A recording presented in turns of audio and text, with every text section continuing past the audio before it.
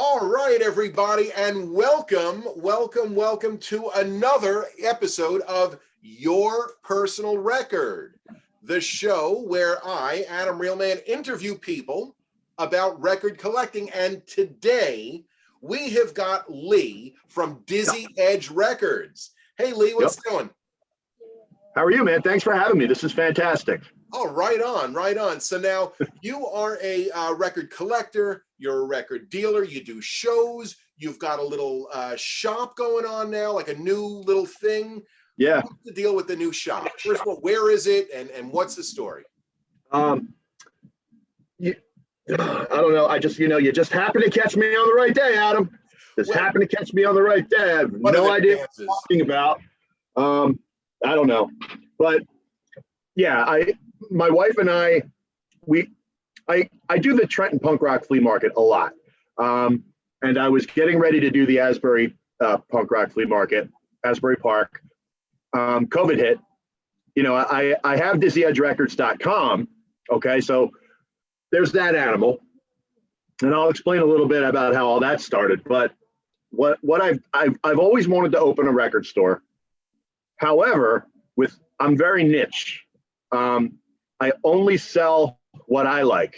And that's not a very good business model because people want to buy what they like.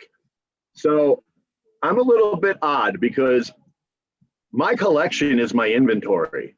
And my inventory is a living thing that is constantly rotating. And I guess I'll talk a little bit more about that later. But Dizzy Edge Records and Creepella's Posh Pit, me and my wife have a pretty good sized spot at the Antiques Market on High, which is located at 407 High Street in Burlington City, New Jersey. It's a huge two-story co-op filled with amazing vendors. And what I really like about it is it's not just, they're very open-minded people, they let me in, you know what I mean?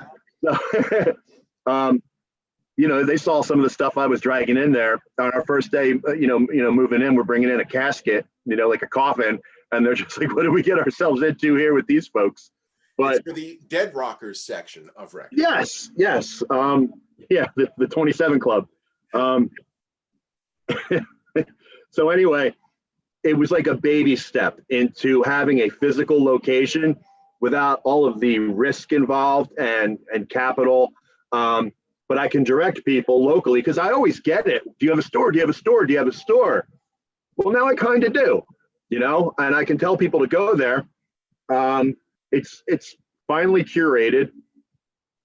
Well, you've flipped through my records before. You know what I deal with. Oh, I got to tell you, your setup at record fairs is fantastic because it's records, it's magazines, it's books, it's just ephemera. And the display in and of itself is terrific. I mean, everything's in like a stylized crate or a cubby or a bin, and it's bins on top of it. So you think when at a record fair, when you set up, it looks like a store. It's like a well curated shop. Yeah, and that's there for 4 hours, and then you break it down and you leave. Damn straight. And I think that is more appealing. Well, so what I do is. My business model is I pretend every customer is me, and so if you're like me, you're gonna love my stuff, So what's cool about the co-op and the antique store is you've got a lot of people who are going in there, maybe they're looking for like baskets or old wheels or like the specific barn door, and then they go upstairs and then they see me and my wife's stuff and they're like, what? And that's exactly what we're going for. And we're really having a good time with it. I mean, we're getting a lot of compliments. They're like, I can't believe I found this record here, I came for an anchor and left with a Brian Jonestown Massacre. Exactly. Yes. So we're having a lot of fun with that. So now let's talk about your collection, which then I guess, how does it work? So you collect, and then you get bored with it and you put it in the shop, you sell it. I call it, well, all right, so obviously record collecting started with my father. Huge rocker, I was almost named Mick Jagger Stefanko, true story. Mom threatened to leave him. But then he got one in because my younger brother's name is Keith and his middle name is Turner, which is the role that Mick Jagger played in Performance, right? So he got that in. So I come from a rock and roll family. So it all started. Your dad also has a book of Patti Smith photographs, correct? That is correct, and Bruce Springsteen. Okay. Yeah. So, I grew up listening to, probably while I was still in the womb, I was getting exposed to the Stones. I think my first real love of music was the Beatles. Playing with Legos, a little kid, singing Yesterday over and over, didn't even know all the lyrics. And then as I got a little bit older, I'd start stealing Dad's records, and that's not much has changed. I still go over there, hey, Dad, I'm going to take this one, okay?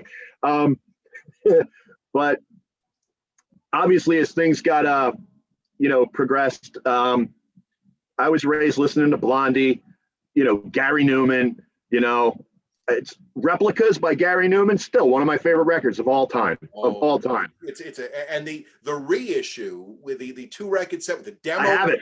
Ooh, yeah. Great. Yeah, man. I'm glad you heard that. But bringing us up to speed right now,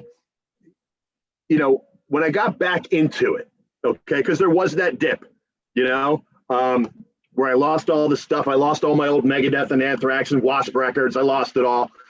When I got back into it, I was like, yeah, man, this is awesome. And then I was like, So I don't need 10,000 albums. I don't need it. I don't need, and not to knock Jefferson Starship or something like that. Not to do that, but not your jam. I rather have about 1,000 really awesome records at any given time than 10,000, and so totally what I do is quality, not quantity with you. Yeah. And I call it catch and release, right. So, but as of this week, I think I'm going to start building up my personal collection again. And a lot of what I do is discipline. Like I parted with my UK original press Spacemen 3 Playing with Fire. I love that thing. I loved it, but it was available as part of my inventory and somebody wanted it and they wanted it more than I did. And I was happy to let them have it because really that's why I do this. I mean, I do it to make money. Sure. Absolutely. No doubt about it. But I can't tell you the love I get when somebody is happy with a Dizzy Edge product. Like when I do those shows and somebody's like, oh my God, I can't believe you have this. Right. That's the greatest feeling ever, it's what a way of collecting. I like the way you phrase it, catch and release. You get it. It brings you enough joy for a period of time. Yep. But then something else will bring you more joy and you're happy to unload it. And I'll tell you what, Adam, it also is pretty clever because it affords me the opportunity to buy and listen to records that I may not have gotten in my original collection. Right. So, it's constantly circulating, and I like it that way. So that's what I do. That's a great way to. It's a terrific zen. When you think about it. I mean, you're not going to. I tend to hoard, and for me, I mean, I'm thankful that I didn't get. I did over the years. I mean, we're talking 25, 30 years ago. Got rid of things that I wish I had now. Right. And yeah.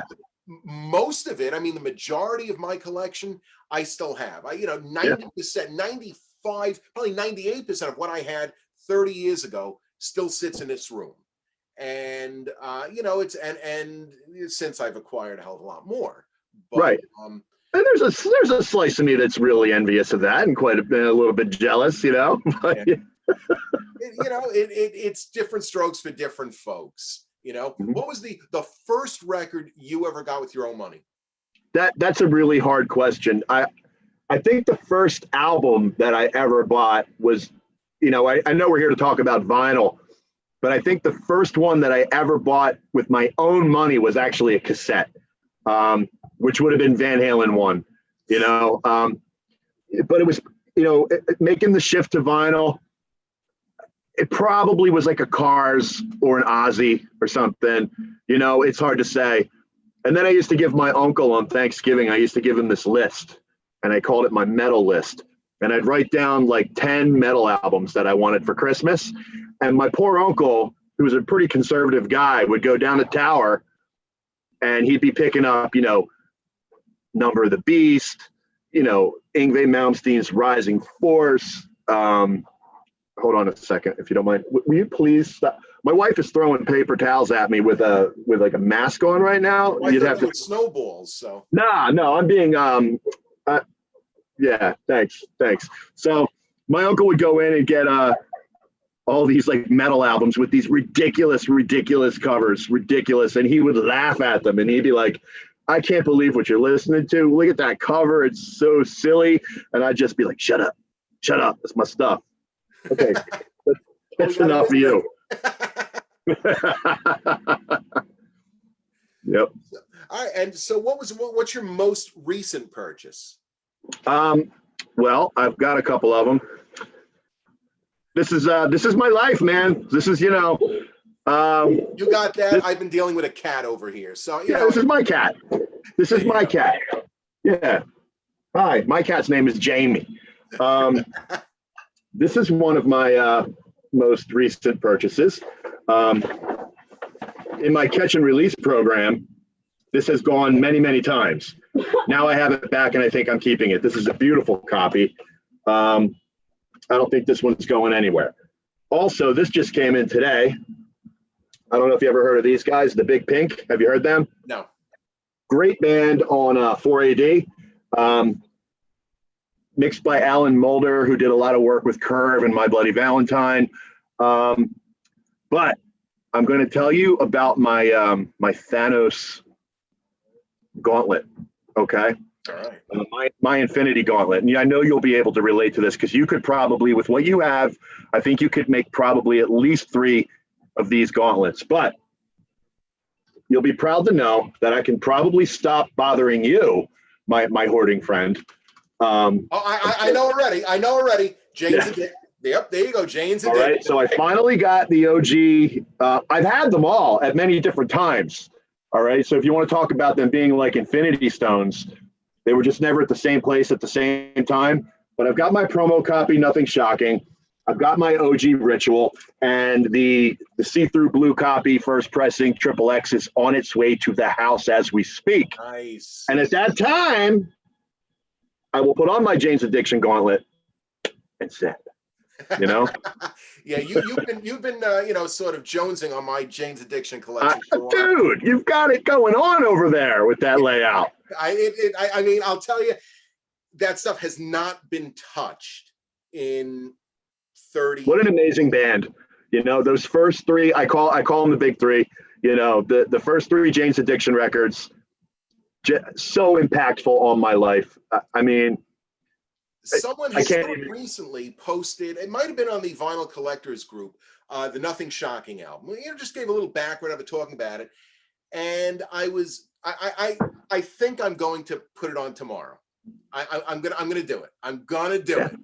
I mean, the last time I put it on, I couldn't sink my teeth into it. It just didn't have the appeal that it did back in 89, 88 when it came out. I couldn't do it, you know? Yeah, that one came out in 89, I think. Yeah.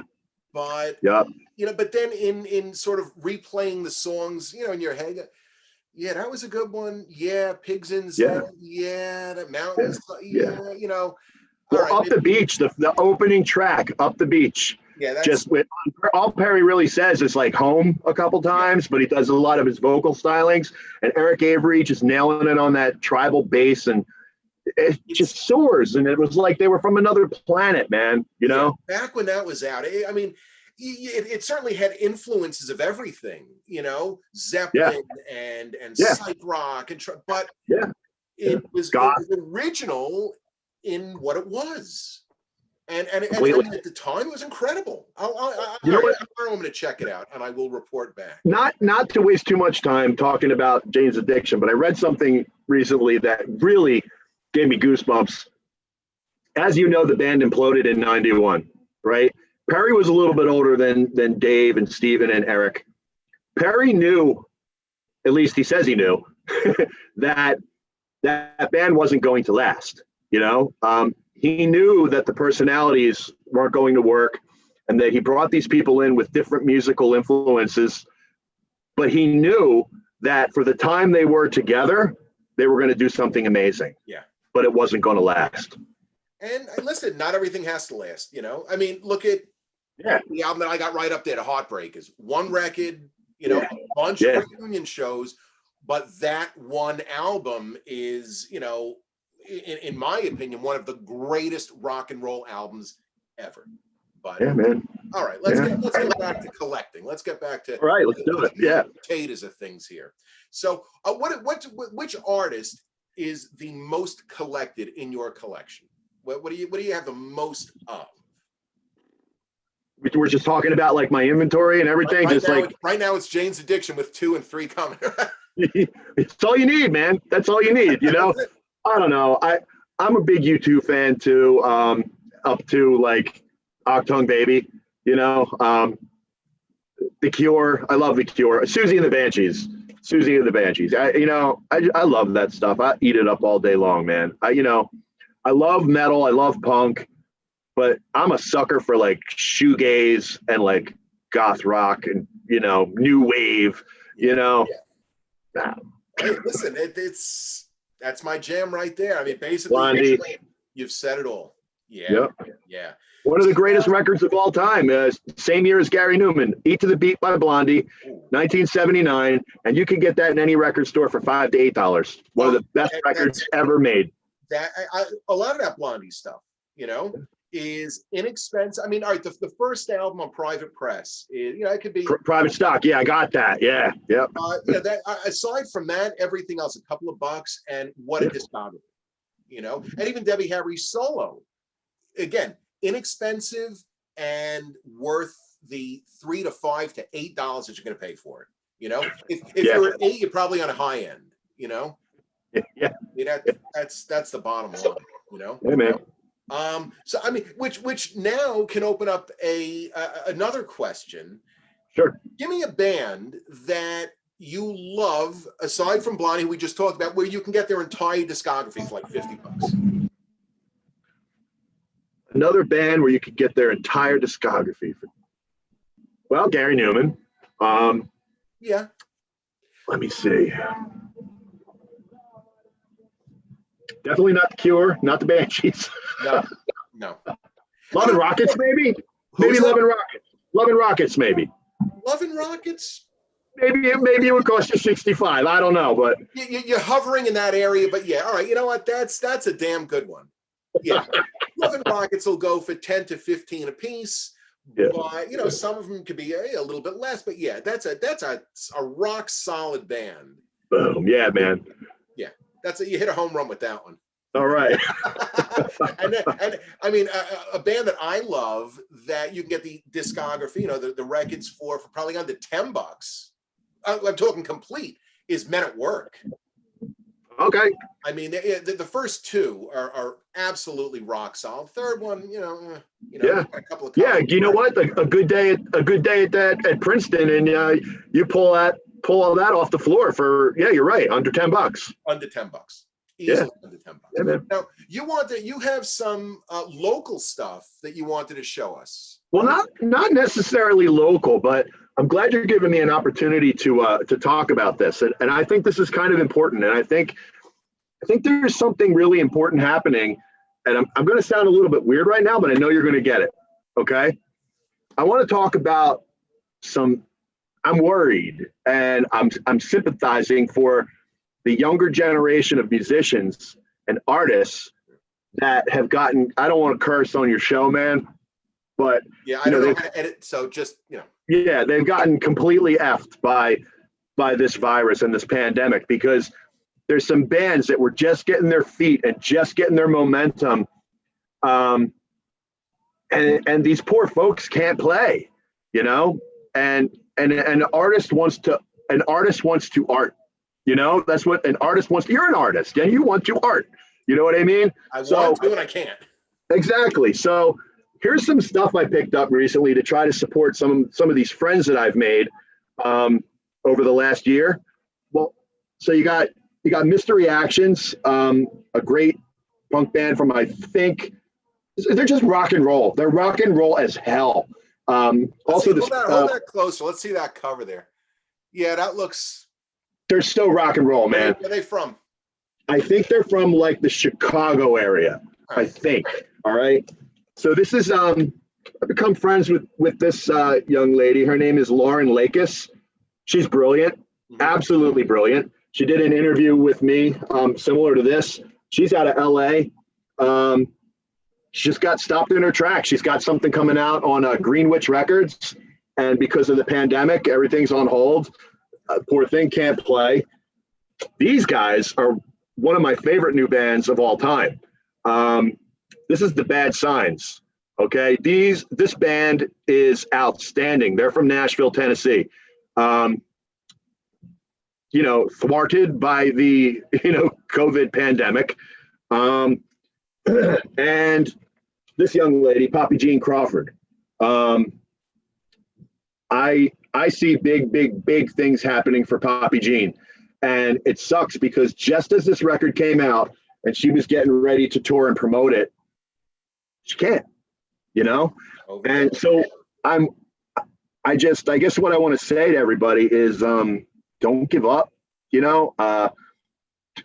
but also don't write. I don't want to hear, 2 years from now, I don't want to hear 2,000 songs about the pandemic. You know what I mean?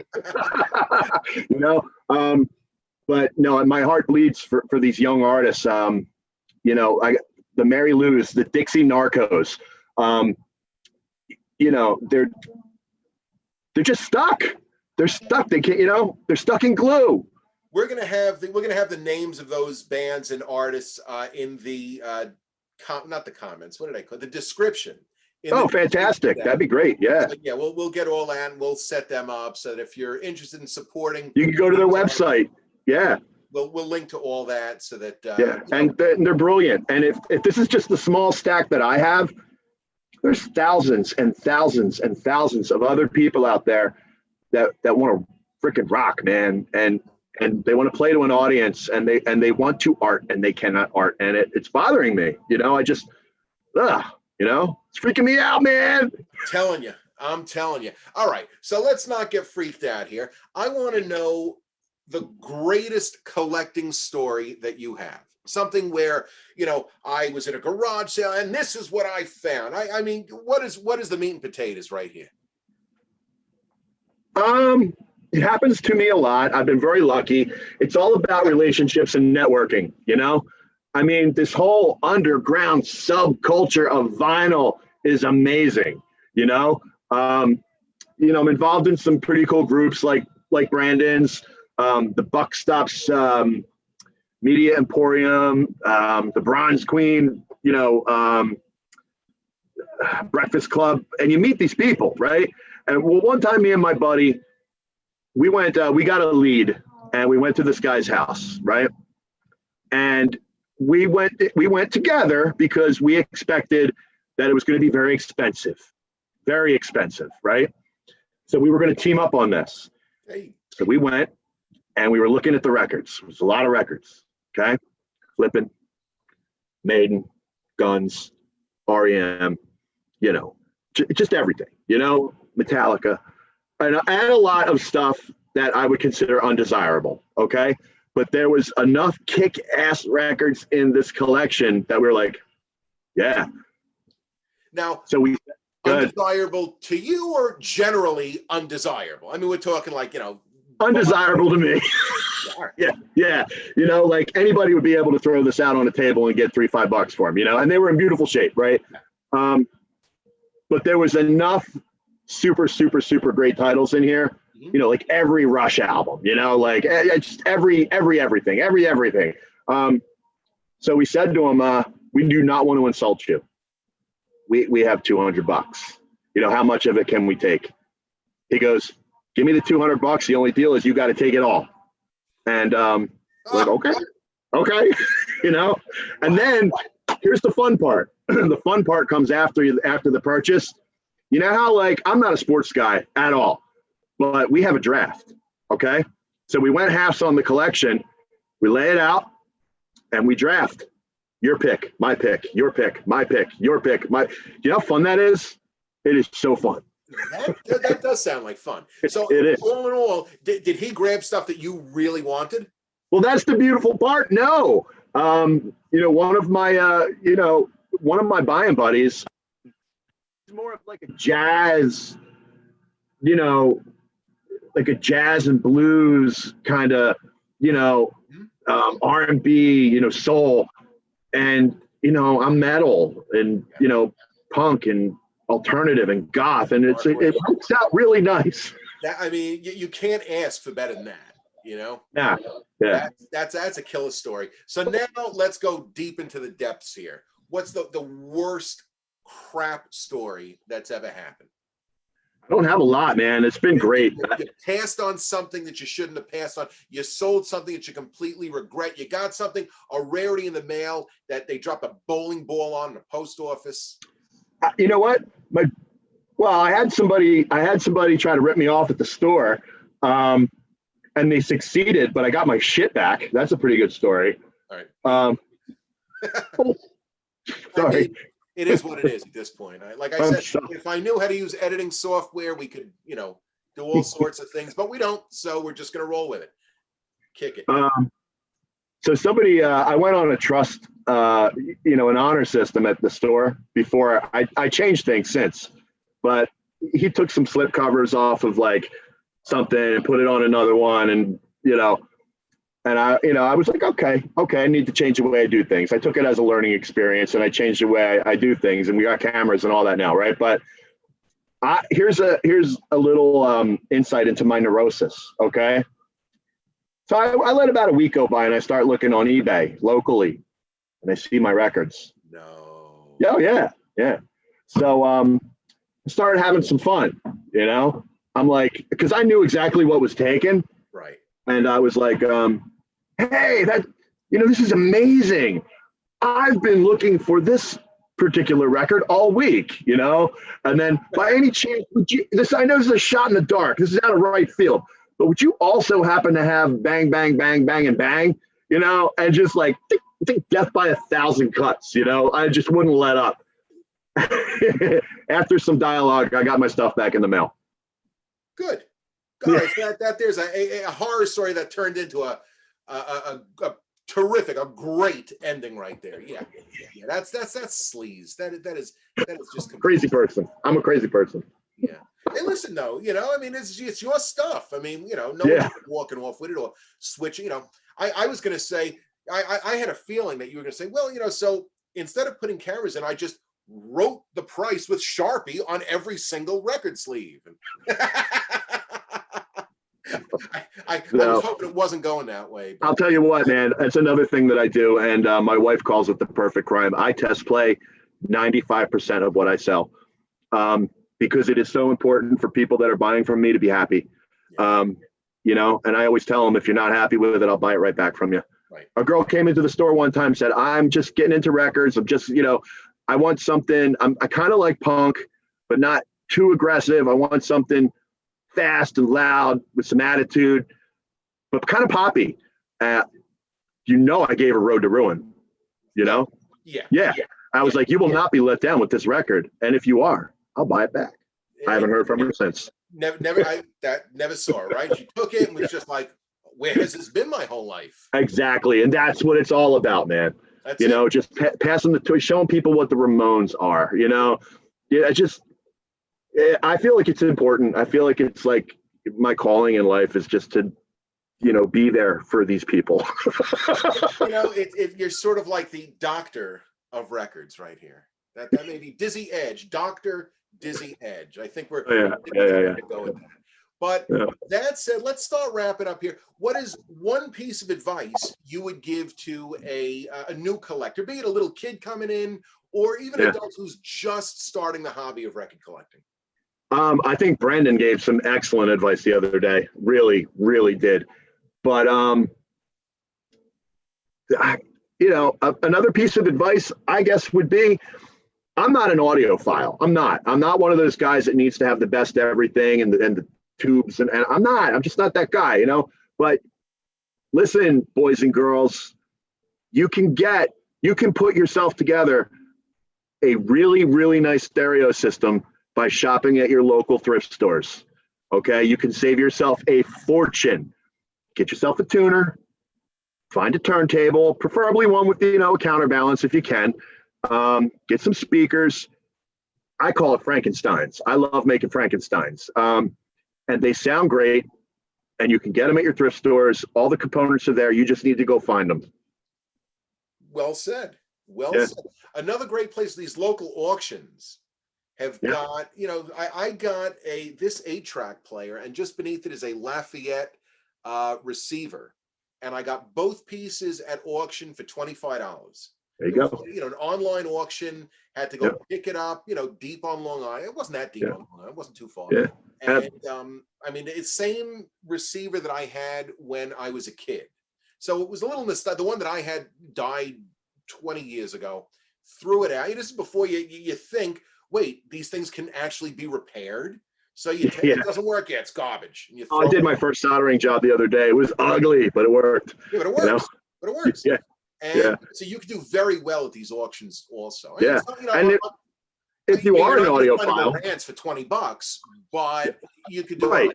And that's what I was going to say. Like, if you are an audiophile and you do want, you know, you want to make sure it works and you want some quality equipment, go see Darren. You know, go see Darren up at Ravilla. He's got a beautiful setup. You cannot go wrong. You cannot go wrong.